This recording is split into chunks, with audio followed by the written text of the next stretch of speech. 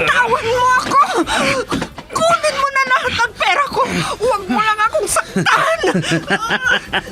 Wala ka nang magagawa. Akin ka.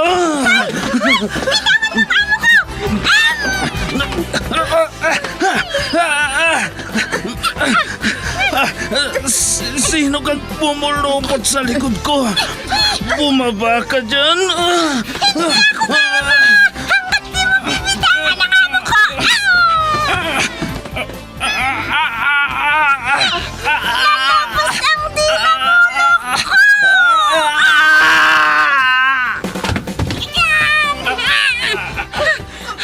Ayan!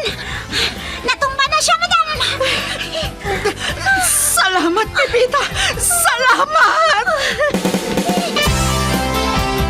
Super Pipita, ang balikbayan na OFW, survivor mula Iraq, palaban sa hirap at nakahandang magsakripisyo sa ikabubuti ng karamihan, kabilang sa mga naturingang bagong bayani ng bansa. Super Pipita, isang dula na kung saan inyong mapapakinggan ang iba't ibang pakikipagsapalaran ng isang OFW. Super Pipita, mula sa Lovelet Artist and Talent Center Drama Productions, handog sa inyo ng #1 and most trusted radio network in the country, Bombo Radio Philippines. Basta Radio Bombo.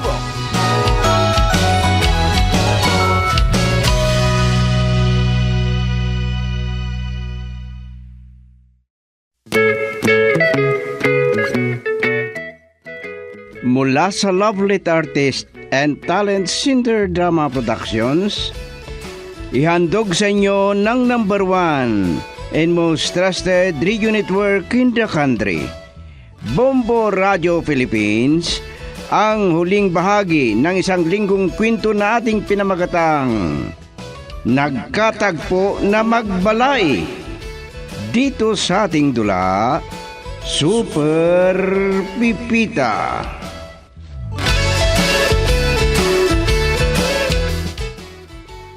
Ang akala mo, hindi ko narinig na may kausap ka sa cellphone? Sino yung tumawag? Si Madam Hanilet, sir. Totoo ba yung sinasabi mo? Baka nang huhula ka lang. Ha?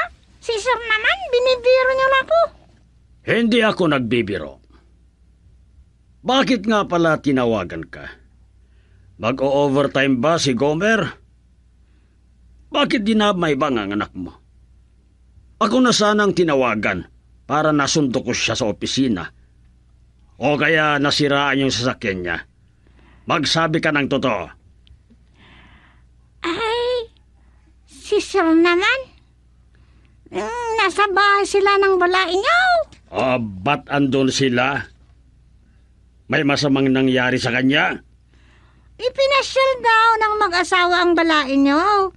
Kasi tinawagan niya si Madam. Tinawagan niya si Madam Hanilet nung nasa opisina pa lang. At nagpaluto kay Madam. Doon sila magkahapunan at doon rin sila matutulog na mag-asawa sa bahay ng balain ninyo. Nahawa ka na yata sa amin ng balahi ko kung magsalita, Pipita. Marami kang sinasabi. Isa-isahin mo lang para maintindihan ko. Kasi po sir, nagtatanong kayo kung ano ang napag-usapan namin ni Madam Hanilet. Kahit kailan kontrabida talagang balai ko na yon. Tapos na ang kasunduan namin. Nasa akin titira ang mag-asawa, tapos ngayon, gusto niya yatang mag-away kaming dalawa. Ay, sir? Wag mo akong tignan ng ganyan, Pipita. Muntik ko nang makalimutan na lalaki ako. Sir, may ganyan ba? Naguguluhan ako. Hindi ba, sir? Bukas nandito na sila. Talagang galit ako sa nalaman kong yan. Kuha ka ng alak at samahan mo ng pulutan. Magluto ka ng masarap na pulutan na Pipita. Ha, tignan ko nga kung gaano kagaling magluto. Sir, saan ako kukuha ng alak? Wala namang alak dito sa bahay ninyo. Ha? Wala akong makita. Ay, oo nga pala ano. Sige, samahan mo akong bumili. Anong oras na ba?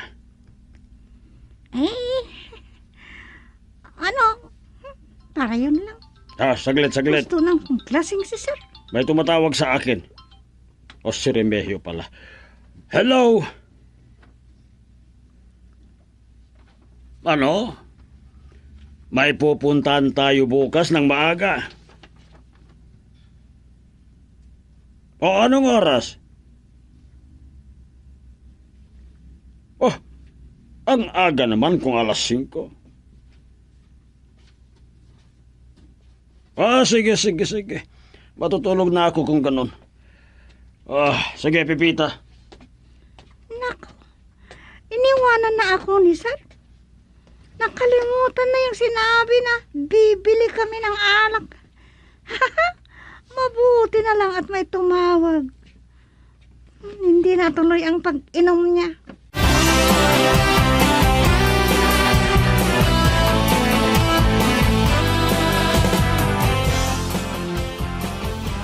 Kukunin ko na sana ang cellphone ko na nagre-ring. Kuminto naman. Hello, Pipita. Katatapos mo lang yatang nagtrabaho. Ay, oo, kamuto. Muntik na makalimutan ni Sir Conrado ang maghapunan. Ay, may tao palang malimutan ng kumain. Negosyante ba nga mo? Negosyante sila. May asawa na si Ma'am Hanilet, si Sir Gomer. May negosyo sila ng mami niya. Negosyante palang amo mo. At nakipag-asawa na pala yung amo mong dalaga. Hindi ko ba nabanggit sa'yo? Nakalimutan mo lang.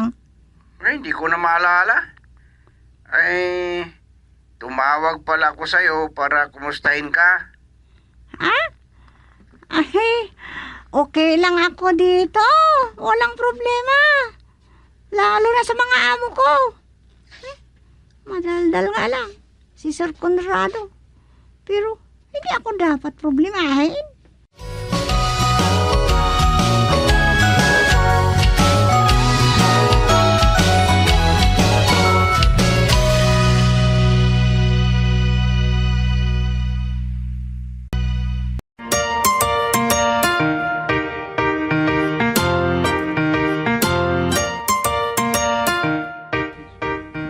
Maaga pa.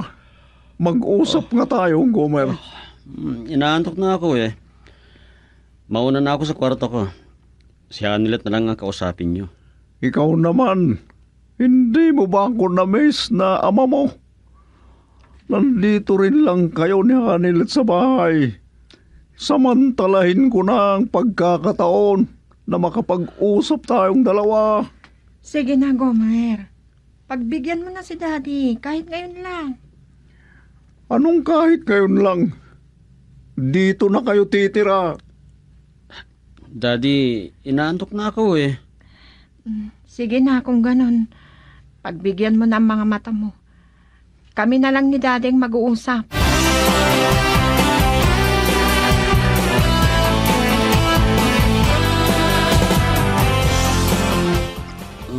Anong oras na ba? Ba't pumahon ka na, ha? Pasado 1:00 ng madaling araw. Hindi ako makatulog. O bakit may problema ka ba? Wala naman. Talagang ganito ako kapag first time kong matulog sa isang bahay. Namamahay ako. Oh, ba't hindi mo sinabi sa akin? Di umuwi sana tayo. Nahihiya nga ako kay Daddy. Kung hindi ako makapasok sa opisina bukas, bahala munang Daddy. Hindi problema yan. Matulog kang maghapon. Teka, paano pala yung negosyo namin ni Daddy? Hayaan mo, kakausapin ko bukas.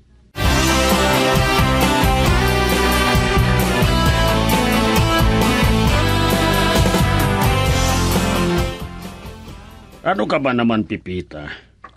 Alam mong may pupuntahan ako ng alas 5. Bakit hindi mo ako ginising? Sir, pasado alas 3 pa lang ng madaling araw.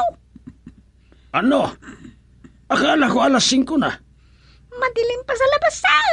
Ay, ganun ba? Naku naman, nagmamadali akong bumangon. Akala ko alas 5 na. Sige at pwede pa akong babalik sa higaan. Gisingin mo na lang ako. Sige po, bahala kayo.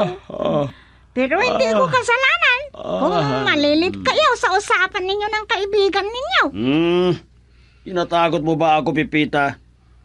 Hindi naman parang estudyante na may multa kung halimbawang maatrasado ka. Sa bagay. Oh. Cellphone ng riringa. Naiwan ko sa kwarto dahil sa pagmamadali ko. Si Remeo siguro ang tumatawag. Baka hindi na ako makatulog dito. Pipita, kapag umuwi ang mag-asawa, sabihin mo sa kanila, gusto ko silang makausap. Baka ayaw na nilang umuwi. Sige. Sige po, sir. Masyadong excited si Sir Conrado sa pupuntahan nila ng kaibigan niya. Hindi na makatulog. Pero ano yung sinabi niya? Parang galit pa sa kanyang balae.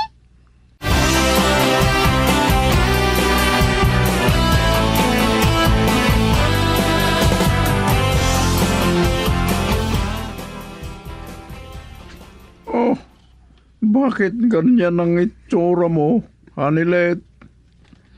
Kung bakit kasi ayaw niyong mag-honeymoon sa ibang lugar, ang lalim ng mga mata mo. Si Daddy naman, kung ano-ano ang sinasabi. Nangihina ako. Hindi ako nakatulog kagabi. Bakit? Ganyan kasi ako. Kung first time ko matulog sa ibang bahay, parang namamaya ko. Pero masasanay din ako kapag nagtagal. Oo, sanay-sanayan lang yan. Nahihilo ako. Hindi ko kayang pumasok sa opisina ngayon. Daddy, may sasabihin ako sa inyo. Ito ay napag-usapan na namin ni Hanilet kaninang madaling araw. Sasamahan ko pa si Daddy sa opisina. Ano? Kung pwede sana, kahit ngayon lang. Kung yan lang na bagay, madali akong kausap. Magluluto ako ng almusal natin bago pumasok. Doon na lang kami sa bahay mag-aalmusal, Daddy. Baka hindi rin ako makakain. Uminom ka na lang ng gatas. Ipagtitimpla kita. Kahit madaldal ako na biyanan at balay, mapagmahal din naman ako.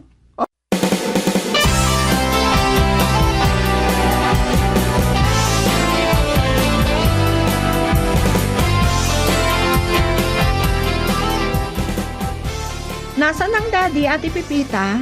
Hindi pa ba gising? Pasado alas 3 pa lang, madaling araw, gising na siya. May pinuntahan silang dalawa ng kaibigan niyang nagngangalang Remigio. Nagalit nga dahil hindi ko daw ginising. Akala niya alas 5 na. Ay nako. Oh, bakit ka ngumiti dyan? Bagay kong ganun, Hanilet. Anong bagay, sir? Gomer, wag mong pinaglololo ko si Ate Pipita. Baka hindi niya sarapan ang kanyang lulutuin. Hindi naman ako ganon, madam. Hindi naman ako marunong magalit. Sige, kung ganun, maliligo na ako. Ikaw, Hanilet, pumasok ka na sa kwarto. Makakatulog ka siguro kahit papano.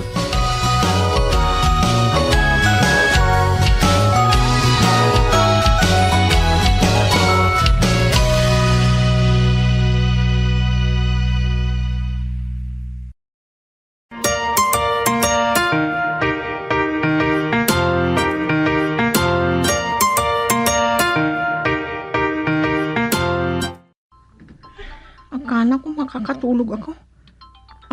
Tinatawagan ako ni Daddy. Hello? Hello, Hanilet. May importante kaming lakad ni Remigio ngayong araw. Hindi ba sinabi sa'yo ni Pipita na maaga akong nagising?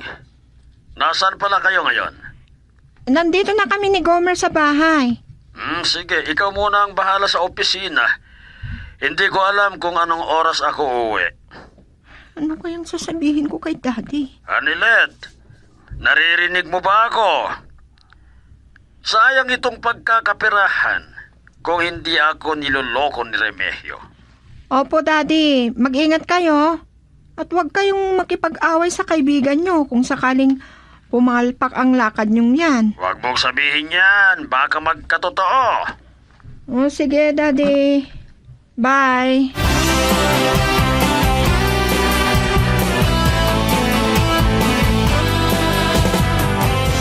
Talagang mag-isa ka lang dito sa opisina ni Balay. Kumusta ang asawa mo? Mahina po siya, pero pilitin niyang pumasok mamaya, Daddy. Kung hindi niya talaga kaya, huwag na niyang pilitin. Ang mabuti pa siguro, pupuntahan ko na lang sa bahay ni Balay. Sasamahan ko siya doon. Teka, alam ba ni Balay na ikaw ang nandito ngayon? Hindi, Daddy. Bakit hindi mo ipinaalam sa kanya? Mabibigla yun kapag madadatnan ka dito. Mabibigla, pero matutuwa naman. Iisipin niya na gusto ko nang pag-isahin ang negosyo natin. Ano? Ay, hindi pwede. Gira ang mangyayari nito. Hindi, dumating na si Balay.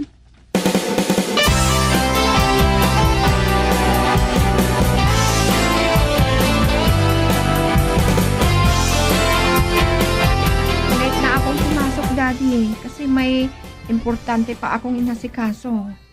Oh, nakapasyal kayo dito sa opisina ni Daddy. Gusto kasing makita ni Daddy ang negosyo nyo, pero wala naman kaming nadatnan dito. May importante kasi akong nilakad, Gomer. Mabuti na lang at natapos namin agad ni Remigio.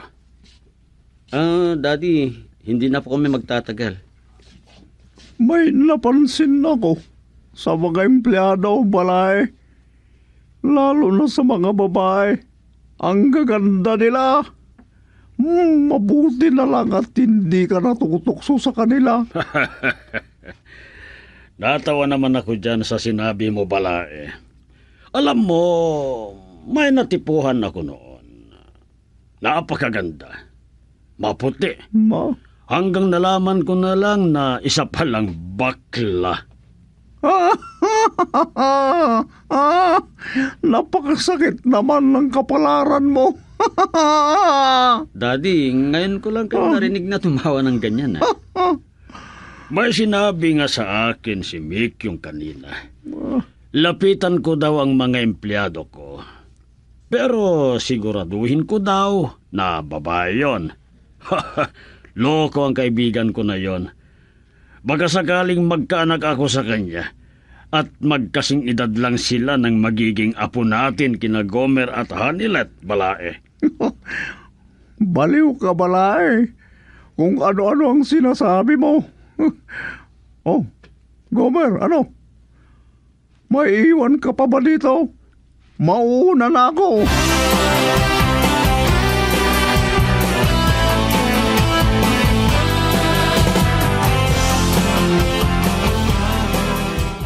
Ngayon ko lang nalaman na matatakutin ka pala. Takot kang malaman ni Balay na ikaw ang nag-opisina sa negosyo nila Halilet. Siguradong mabibigla yun, Daddy. Hindi kasi pinaalam sa kanya. At saka tumawag si Hanilet na papasok siya. Pero alam ko, natuwa si Balay nung nakita niya tayo doon sa opisina niya. Akala niya gusto ko nang makipagsosyo sa kanya. Mas malago ang kanilang negosyo, Daddy. Hindi nyo ba napansin? Mas marami silang empleyado kesa sa atin. Kaya nga ayaw kong makipagkaisa sa kanya. Narinig ni Daddy ang sinabi nyo kanina. Pero baliwala lang sa kanya. Ang pagkaalam niya, may kaaway kayong iba. Hindi hindi niya narinig kasi may kausap siya sa cellphone.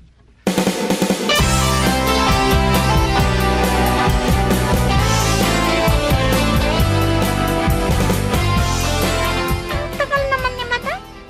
Narinig ko ang sinabi niya kay Sir Comer kanina. Nasusunod na lang sa opisina. Bakit kaya hindi sila nagsabay? Napansin ko na laging matamlay. Ate Pipita, talagang hindi ko na kaya. Nangihina na ako. At saka nahihilo ako. Samahan mo nga ako sa ospital. Ay, oo, Madam. Namumutla kayo. Kumapit kayo sa akin. Baka matumba kayo. Hawakan niyo ako. Mahirap ang ganitong kalagayan, Ate Pipita. Buntis nga ba ako?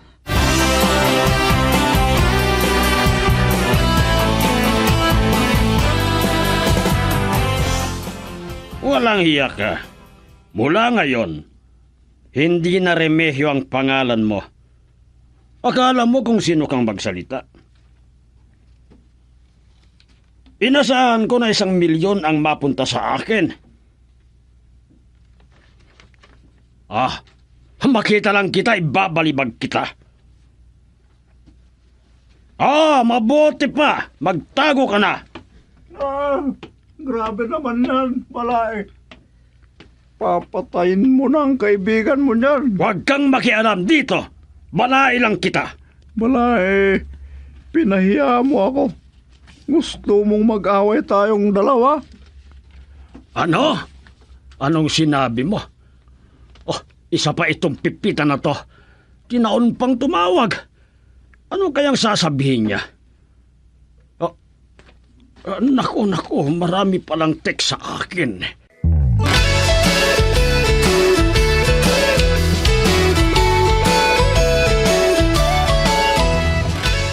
Tubig niyo, sir. Gusto niyo gamot na pampakal na? Tama na itong tubig. Nakakainis ang Remehio na yun. Balay, kung ano-ano kasi ang hindi niyo pagkakaunawaan ni Remeo. Huwag mo naman akong idamay, O baka ipagpatuloy niyo ang inyong pag-aaway. Sa bagay, nandito si Ate Pipita na mag-referee. Hindi na sila mag-aaway. Oras na malaman nila ang magandang balita. Ano ba yung magandang balita? Tumigil na ang giyera sa Middle East at bumaba na ang presyo ng gasolina. Hindi ako naniniwala. Wala nang bababa. Tataas na lahat ang mga bilihin. Daddy, pwedeng magsalita. Magandang balita ito. Buntis na ako. Ha? Totoo? Magkakaapo na kami. Iyan ang magandang balita. Huwag kang magagalit sa akin, sasabihin, Balay, ha? Ano yan, Balay? Siguraduhin mo lang na hindi masama. Ay, humanda ka, Ate Pipita. Talagang magre-referee ka dito. Huwag mong bigyan ng masamang kahulugan itong sasabihin ko, ha, Balay?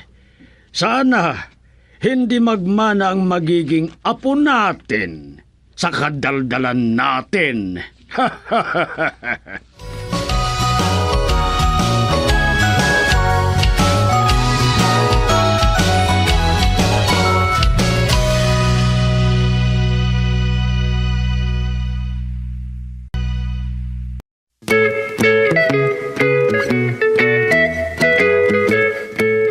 Diyan na nagtatapos ang 1 linggong kwento dito sa ating dula, Super Pipita. Mula sa panulat ni Delfin Dumayas at sa direksyon, Leti Astudillo Aquino. Handog sa inyo ng number 1 and most trusted radio network in the country, Bombo Radio Philippines. Basta Radio. Bombo!